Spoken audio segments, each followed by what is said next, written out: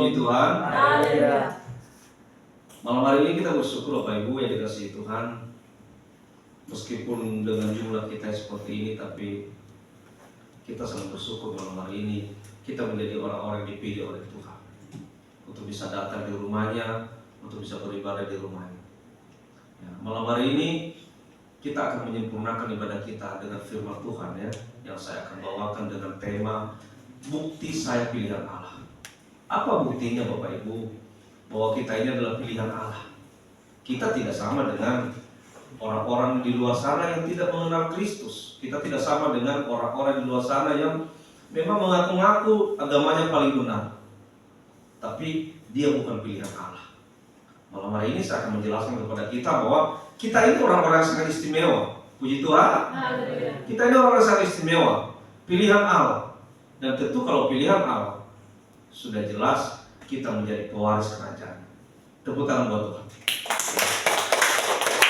Mari kita akan baca firman Tuhan dari Efesus pasal 1 ayat 4. Kita baca bersama-sama 1, 2, 3. Sebab di dalam Dia Allah telah memilih kita sebelum dunia dijadikan, supaya kita kudus dan tak bercacat di hadapannya. Puji Tuhan. Sebab di dalam Dia Allah telah memilih kita sebelum dunia dijadikan.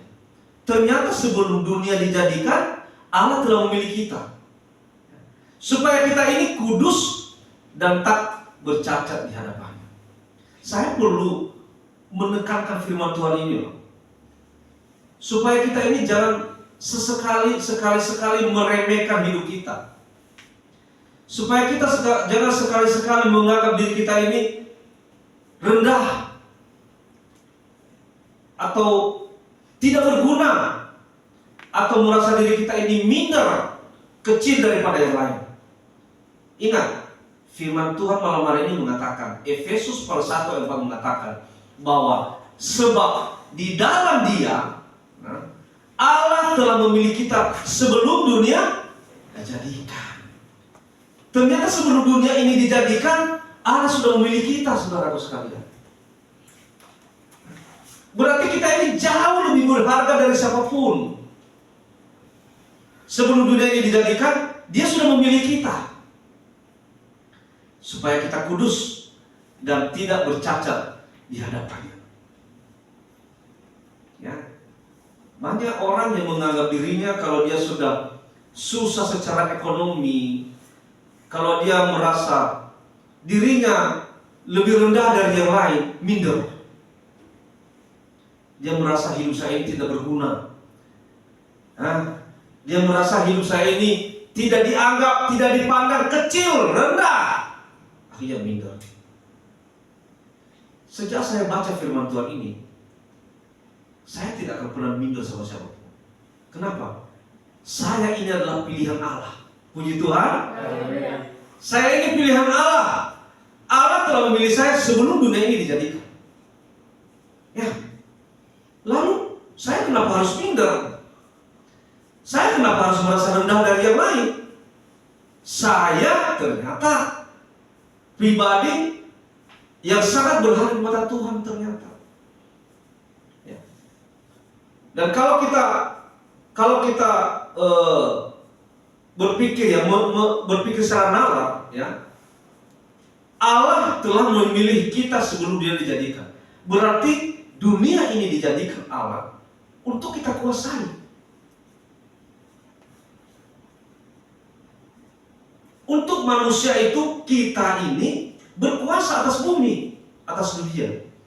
Makanya Allah itu menjadikan kita, memilih kita sebelum dunia dijadikan. Coba lihat penciptaan Allah. Allah menciptakan hari pertama, hari kedua, hari ketiga, hari keempat, hari kelima, dan hari terakhir, hari keenam. Allah menciptakan apa? Manusia. Itu artinya apa? Kenapa bukan manusia dulu yang diciptakan? Ya. Kan banyak yang memprotes karya Allah. Harusnya kalau memang manusia itu penting, harusnya kalau memang manusia itu lebih istimewa, harusnya dia yang pertama diciptakan dong. Itulah makanya manusia ini kadang tidak tahu jalan pikiran Allah.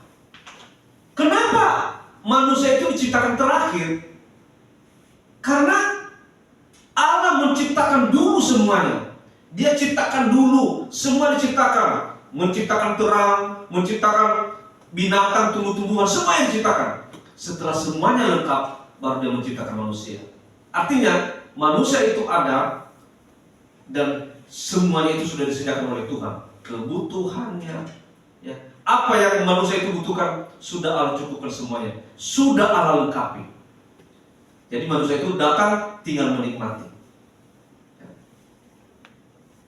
Coba kalau misalnya manusia diciptakan lebih dulu, lalu dia makan apa? Ya.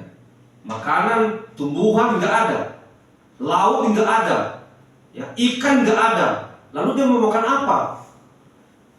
Nah, itulah arah pikiran manusia. Makanya Allah berpikir rencana itu sungguh sempurna. Dia ciptakan dulu semuanya sampai hari kelima, hari keenam baru dia menciptakan manusia itu. Untuk menciptakan, untuk menikmati semua yang telah Tuhan sediakan. Saudara sekalian, begitulah cintanya Allah bagi kita. Begitulah cintanya Tuhan bagi kita.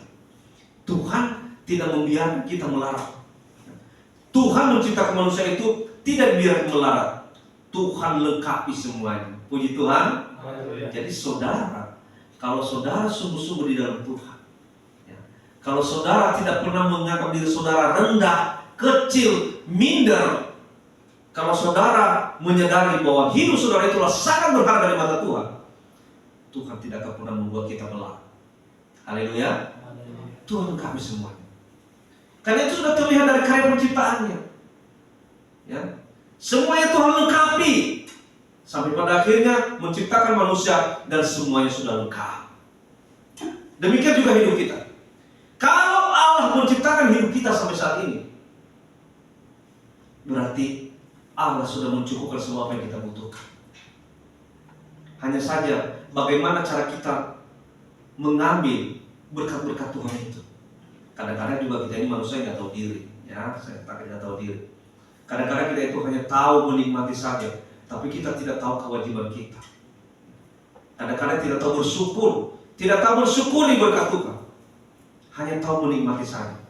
Nah, itulah makanya Tuhan ajar kita melalui firman-Nya, ya. Kerjakanlah menjadi bagianmu. Apa yang menjadi bagian kita, kerjakanlah. Datang kepada Tuhan.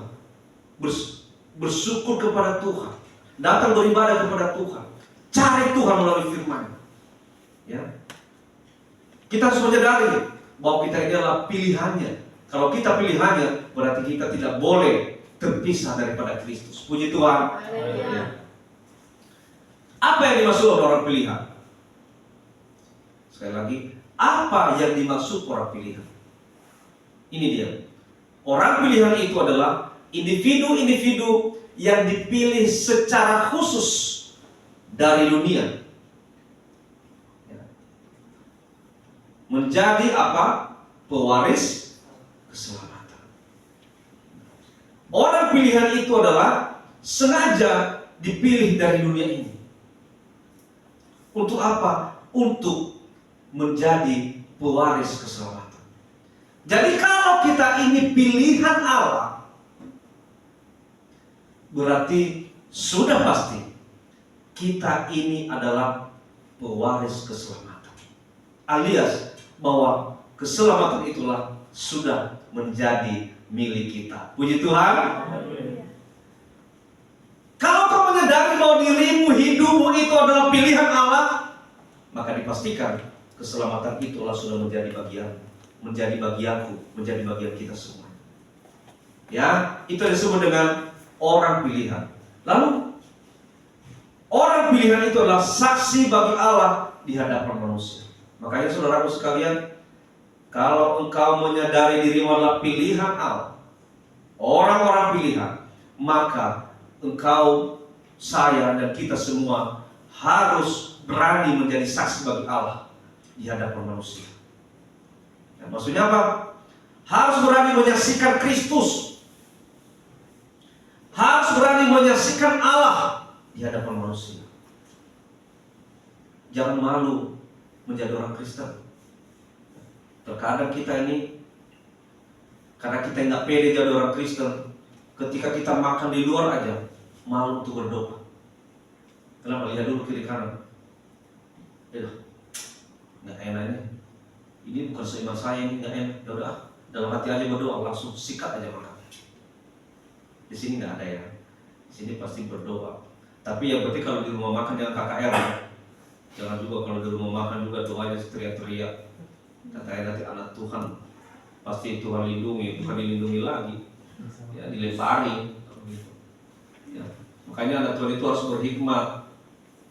Jangan juga ada juga sih banyak orang Kristen saya lihat juga kadang-kadang tidak bijak, tidak berhikmat. Udah tahu itu bukan rumahnya, bukan lingkungannya dia, tapi doa teriak-teriakan. Ya, sepertinya dunia ini milik dia. Nanti Tuhan jamah, Tuhan Yesus jamah kok. Ya, Tuhan kan kasih kita hikmat kan, akal pikiran itu supaya kita berpikir. Dimanapun kita berada jadi berkat. Orang pilihan itu harus jadi saksi Allah di hadapan manusia. Jadi kalau engkau tidak berani menyaksikan Allah di hadapan manusia, berarti engkau bukan orang pilihan. Dimanapun kita berada, saudaraku sekalian, saksikan dalam sikapmu, perkataanmu, tindakanmu, engkau harus bisa menyaksikan Allah, menyaksikan Kristus di hadapan manusia. Sehingga dengan orang lain aja melihat sikapmu, perkataanmu yang lemah lembut, kata-katanya yang penuh berkat, kata-katanya yang memberkati orang lain, kata-kata yang rohani, bukan kata-kata kebun binatang. Ya. Maka orang melihat, oh siapa dia? Oh orang Kristen. Orang Kristen itu bagus-bagus ya. Orang Kristen itu jadi berkat ya. Orang Kristen itu jadi teladan ya. Bukannya di hadapan, bukannya di depan orang suami istri berantem, anak orang tua berantem, mana bisa jadi berkat? Kata-katanya kotor, kasar. Makanya kan kemarin saya nonton YouTube itu, Pak Luhut Binsar Pandita mengatakan begini, dulu Danau Toba ini ramai sekali, ya, ramai sekali dulu Danau Toba ini. Dan bahkan sudah imbang dengan imbang dengan Ancol, imbang dengan Taman Safari. Tapi sekarang kenapa sepi? Nah, lalu datanglah warga setempat memberikan kesaksian. Katanya sebenarnya Danau Toba itu adalah surganya Sumatera. Dan tidak ada yang menandingi Danau Toba, natural, belum diapa-apain, bagus. Tapi kenapa sekarang semakin sepi pengunjungnya? Karena orang-orangnya itu pelayanannya kurang baik, kata-katanya kasar. Itu pengakuan daripada warga setempat loh ya. Kalau dia menawarkan apa-apa, kalau di sini kan daerah Jawa, orang Jawa mengatakan, Bapak Ibu monggo silakan dilihat, silakan Bapak Ibu, kalau ada keluhan silakan diberitahu kepada kami. Nah kalau di sana beda, woi sini kau, wah sini dong. Kalau kau udah pergi kau sana, woi, nah, kata-kata itu, woi, orang nggak suka. Mungkin kalau orang-orang setempat udah biasa. Tapi bagaimana dengan orang-orang dari Jawa, yang orang misalnya lemah lembut dan sebagainya. Pas dengar kayak itu, shock mereka kan, paginya woi lagi, ya udah sepi. Nah, saudara sekalian, itu juga berlaku loh di pelayanan kita. Kalau ada orang datang di tempat ibadah kita, lalu kita tidak menunjukkan sikap ramah, yang muka asem, ya, kata-katanya kurang lembut, ya lama-lama orang jadi males. Kita ini sekarang udah ini loh, kita ini semua tuan rumah di sini. Jadi kalau ada yang baru datang itu, kita semua tuan rumah. Jangan pikir itu tugas siapa guru, itu tugas siapa gembala, itu tugas siapa pendeta. Enggak, tugas kita semua. Kita harus menyaksikan Allah bagi mereka. Itu tandanya bahwa kita telah dipilih oleh Allah. Puji Tuhan. Amin. Terus sekalian, siapa umat pilihan Allah? Umat pilihan Allah itu adalah orang-orang Israel. Itulah umat pilihan Allah di dalam Alkitab. Kenapa orang-orang Israel ini umat pilihan Allah? Karena Israel ini adalah Yakub. Yakub ini adalah sama dengan Israel. Yakub ini adalah anak Ishak dan cucunya Abraham. Abraham punya anak Ishak dari Sarah, dan Ishak punya anak Yakub dan Esau. Ya, saudara sekalian, kenapa Israel ini menjadi umat pilihan Allah? Karena dia adalah anak dari Ishak. Ishak itu adalah anak perjanjian. Anak perjanjian Allah dengan Abraham dan Sarah. Ya. Sebenarnya Abraham sudah punya anak sebelumnya, yaitu Ismail dari Hagar. Tapi itu bukan anak perjanjian, saudara sekalian. Itu bukan anak perjanjian. Saya katakan itu adalah anak daging. Ya. Karena itu sebenarnya akibat ketidaksabaran Sarah. Karena Sarah sudah tua, lalu dia takut, dia punya harta banyak, dia khawatir. Akhirnya dia mengatakan kepada suaminya Abraham, Abraham, udahlah, tidurlah dengan hambaku itu. Itu kan hambanya Sarah. Tidurlah dengan hambaku Hagar. Dia memaksa Abraham. Akhirnya Abraham tidur dengan Hagar dan mereka punya anak Ismail. Lalu itu bukan anak perjanjian. Tapi Allah menjanjikan kepada Abraham dan Sarah bahwa aku akan memberikan engkau anak laki-laki. Itulah anak perjanjian. Siapa anak laki-laki itu? Itulah dia Ishak. Jadi Ishak itulah anak perjanjian Allah kepada Abraham dan Sarah. Lalu Ishak ini punya anak namanya Esau dan Yakub. Yakub itu adalah Israel. Ya, setelah dia menang, ya, setelah dia bergulat melawan Allah dan dia menang, diberikan namanya Israel. Jadi makanya Israel itu adalah umat pilihan Allah. Karena dia dilahirkan oleh anak perjanjian dari Abraham itu. Ya, itu ya, saudara sekalian. Jadi siapa umat pilihan Allah itu? Israel. Israel, anak Ishak, cucunya Abraham. Ya, saudara sekalian,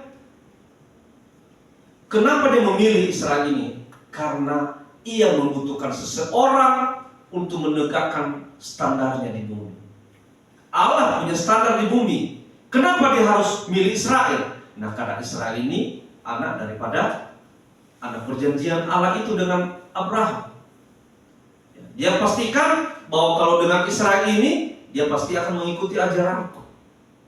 Karena dia adalah anak daripada anak perjanjian. Ya, kalau ditanya ya seperti itu, kenapa Israel itu dipilih menjadi umat pilihan? Ya karena dia memang anak daripada anak perjanjian. Anak perjanjian itu siapa? Ishak. Ya, karena ia membutuhkan seorang untuk menegakkan standarnya di bumi. Melalui Israel inilah Allah menegakkan standarnya di bumi. Makanya coba lihat saudara, perang yang berpuluh-puluh tahun antara Israel dengan Palestina. Namanya Israel itu kalah, nggak akan. Kenapa? Dia mau pilihan, saudara sekalian. Israel itu nggak akan kalah.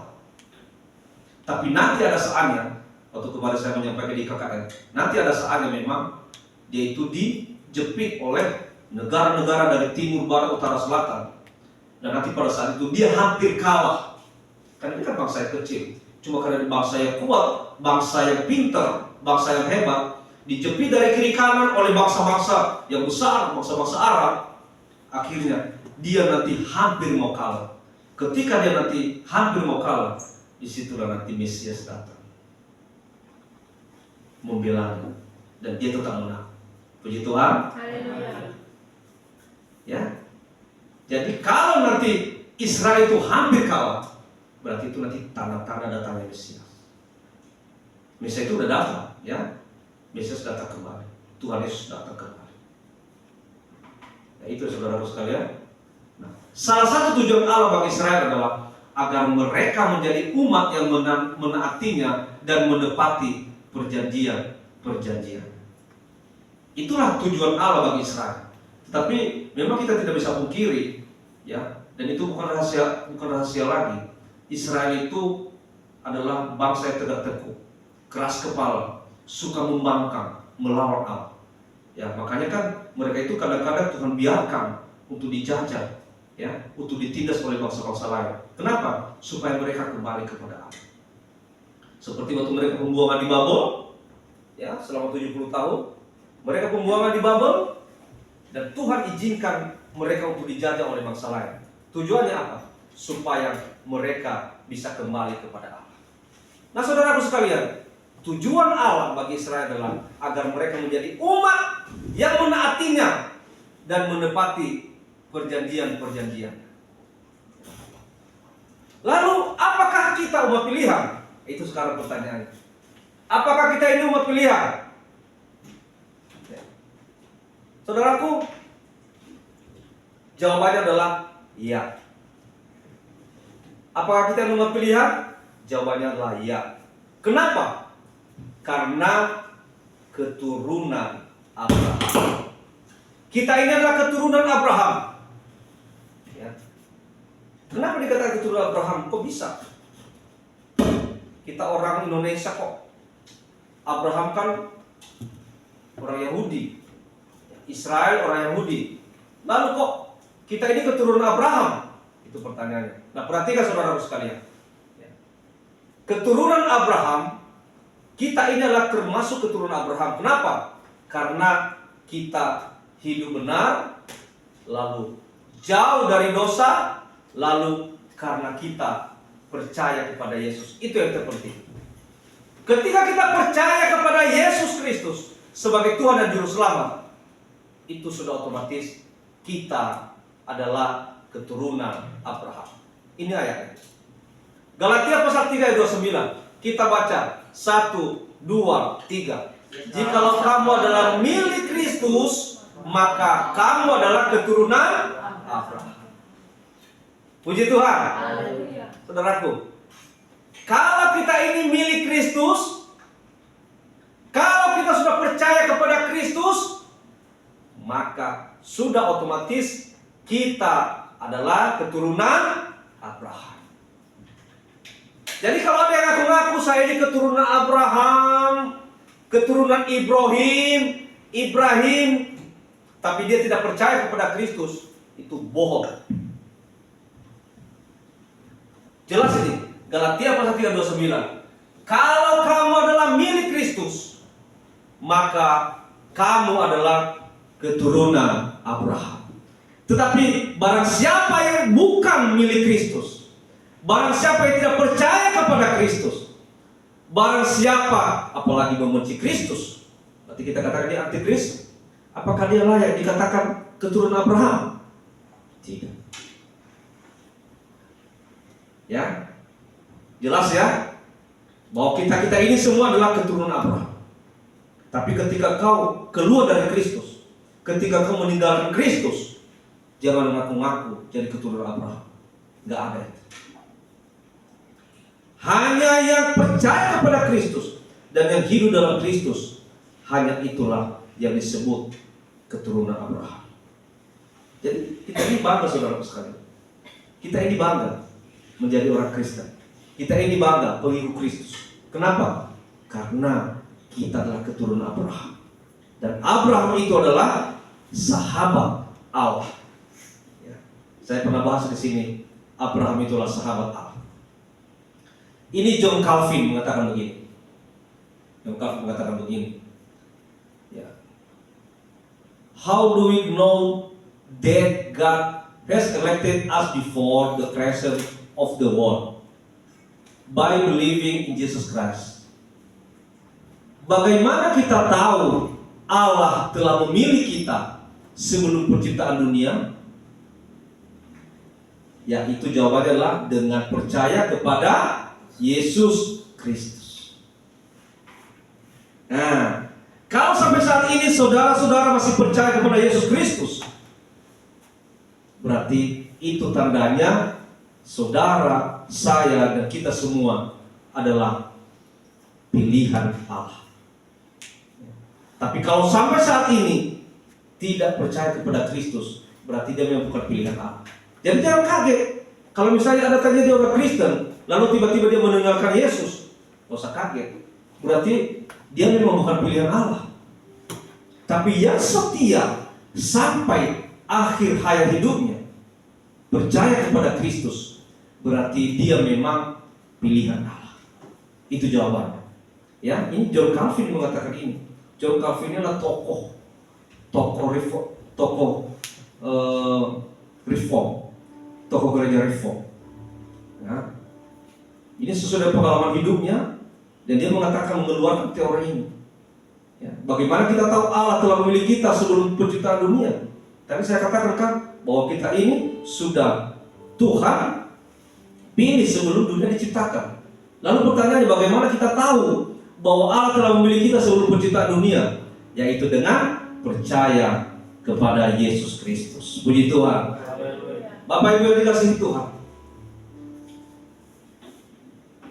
perhatikan, ketika saya merindukan Kristus, itu adalah sudah bukti saya dipilih oleh Allah. Jadi kalau Bapak Ibu, saudara-saudara masih suka merindukan Kristus, apalagi sangat mencintai Kristus, berarti itu tandanya bahwa bukti saudara adalah pilihan Allah.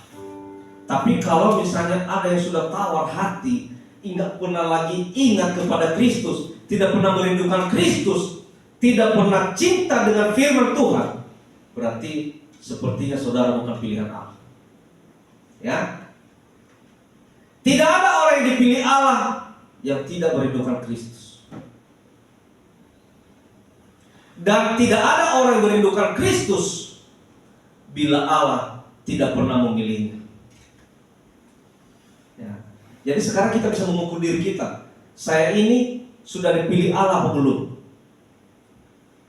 Kita sekarang bisa mengukur diri kita, apakah saya sudah dipilih Allah atau belum? Saya tidak tahu apakah Pak Guru sudah dipilih Allah atau belum. Pak Guru juga tidak tahu apakah saya sudah dipilih Allah atau belum. Yang tahu itu hanya kita. Kalau misalnya Pak Guru sangat-sangat selalu merindukan Kristus, cinta dengan Kristus, cinta dengan firman Tuhan, berarti memang saudara, Bapak Guru adalah dipilih oleh Allah, sudah dipilih oleh Allah. Tapi kalau misalnya hati ini tawar, nggak ada rasa apa-apa, tidak ada kangen-kangennya kepada Kristus, nggak ada rasa rindunya kepada Kristus, berarti sepertinya saudara belum dipilih oleh Allah. Apalagi kalau dia meninggalkan Kristus, dipastikan dia belum dipilih oleh Allah. Ya. Ingat ya ini ya, tadi saya katakan, ketika saya merindukan Kristus, itu sudah bukti saya dipilih oleh Allah.